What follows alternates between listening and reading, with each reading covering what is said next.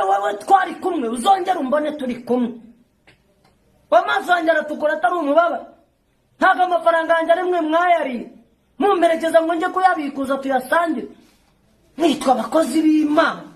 Nta mbabazi nzana baha kwanza. Imbabazi z'umuntu niko zimeze. Iz'Imana zihoraho ngenda nabihinduye. Ndabababarira zo ngo muzamarire iki. Urandaza ijoro umbwira ngo muvuge neza uri igihone, uri kigoryi.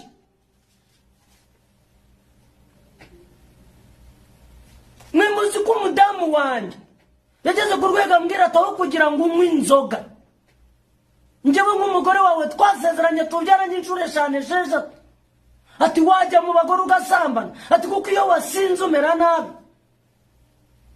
Madamu beka mbabwire njyewe nigeze kujya kunywa inzoga.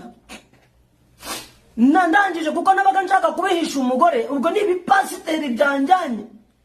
Ibyo bicucu by'ibipagani bikwiye no kuvumwa, bikwiye no kugawa mu bantu.